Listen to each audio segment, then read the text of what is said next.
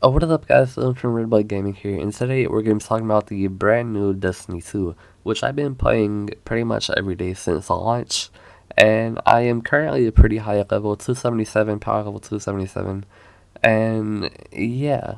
So today we're just going to be talking about what I like about the game, what I dislike about the game, what I feel like could be better, and yeah, just everything about the game, everything about Destiny 2.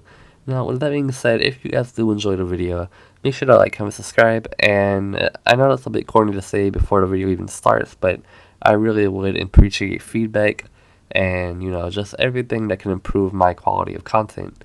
Now, with that being said, let's go ahead and get started.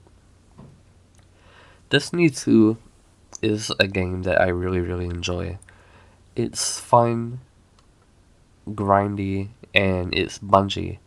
When I say that, Bungie has a certain way of doing their shooters. They all kind of feel the same, but they all feel very different. Destiny 2 is Destiny. It is FPS RPG, loot and shoot style of gameplay. It is the same as it was in Destiny 1 in terms of everything.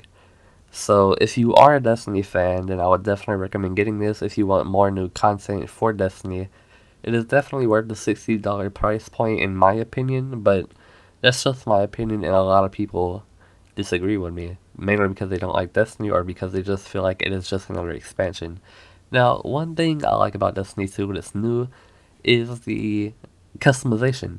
The character customization is a bit different. You can shade each individual piece of armor. Kind of like in Halo, Halo 2, Halo 3, or not Halo 2, just in Halo 3. You can customize each armor, so the helmet, the chest, the legs, the pants, everything about that. You can color them different colors, you can color them the same color, but one thing that's wrong with the shaders, one thing that's wrong with the customization is the fact that every part of customization is limited. Every part of customization you only have a certain amount of, and if you want to use that white and purple shader, but you only have one left, you're only going to be able to color that one piece of armor white and purple, or you're going to have to get really lucky and get that same legendary white and purple shader from the Eververse vendor or somewhere else if you can, and that's not really great. You can also customize guns now with shaders. Not you don't have ornaments anymore, or you do, but you can now customize them with shaders, which is a great addition to the game. Even though again they are limited items, and that's probably going to be changed at some point. I feel like the addition of being able to customize your own gun is pretty good and adds a lot more variety to the game. So the next thing we're going to be doing is, or talking about, is the story. The story of Destiny 2 is definitely 100% a brand new, improved story. And it's probably the best they've ever done. Not as a whole, not as a developer. Halo's still a much better game. But for Destiny, it's the best they've ever done. The characters are more characteristic, they're more human, they're more intelligent. They just, they're more well written than what they were before, which was virtually no backstory, no character within the actual game itself, and only in Grimoire cards.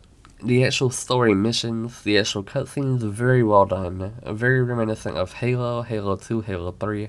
You're driving around in a tank, you're doing all this crazy stuff, you're running through exploding like ships, you're going and you're fighting an awesome boss that's going Super Saiyan 3. And yeah, it's just so fun. It's a very fun experience, but very short. Just like the original game, it's short, but this time it's very good. It's it's reasonably short. It's not bad, and they've definitely done a great job. Now, one thing I have to complain about is the lack of interesting bosses in story mode. Now, in Strikes, yeah, we have really interesting bosses, which are like, there's this one boss, this a Vex. You'll be, you'll have to go and stand on a platform, disable a shield, you have to shoot at him, then you bring him to a second phase, and you're all standing on this circular platform, and he's setting on fire. He's like trying to knock you off. Then the platform will disappear from below you, and it's just all this crazy new mechanics that we've never seen before in a boss fight. And unfortunately, they didn't play anything cool in the story besides the final boss, which is a very, very fun boss fight and a very cool boss fight, in my opinion. It only took me one try. The story is very, very easy. Um, Compared to the last game, or maybe it's because I'm a veteran. A lot of people say that it's not easy, you're just used to it now, but I have to disagree.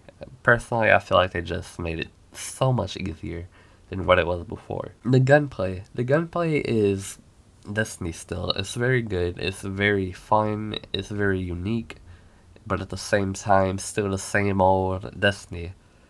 So they've added in new gun types, which is grenade launcher, SMG, and the linear fusion rifle, which is a long range fusion rifle. It's kind of like a long range fusion rifle. That's really all to say. One hit headshots and like two hit body shots. I think maybe three. They're pretty good. I haven't used too many of them, but I've used them like once or twice in the actual PvP. Haven't tried them in campaign because or PvE because I just don't really see any point in doing so when you have so many other better choices. Now, one thing I find odd is the weapon loadout system that they made for Destiny 2, which is kinetic energy and power. Now, kinetic energy and power is you can now have two primary weapons. So, say you have a scout rifle and a scout rifle, pulse rifle and pulse rifle. You get it. You get what I'm saying. And your power weapons are sniper rifles, heavies, shotguns, fusion rifles, etc. It's not a bad change, it's just a very weird change, and they're kind of like trying to force you to play their way. But at the same time, it's like, I don't know. I don't know how to feel about it. It's not bad, it's not good, it's just weird. The end game. Now, the end game to Destiny 1 or Destiny 2 is very similar to Destiny 1's end game in terms of there's almost nothing to do besides strikes, public events, and Crucible. Strikes including Nightfall. Um, until the raid comes out, which is on Wednesday, which is in 2 days from now. But really, they just haven't improved in that area. There's nothing to do. So yeah, that's how I feel about Destiny 2. It's a good game, but it's basically the same thing. But it's improved in so many other ways. But yeah, if you guys enjoyed, make sure to like, comment, subscribe, and I'm out.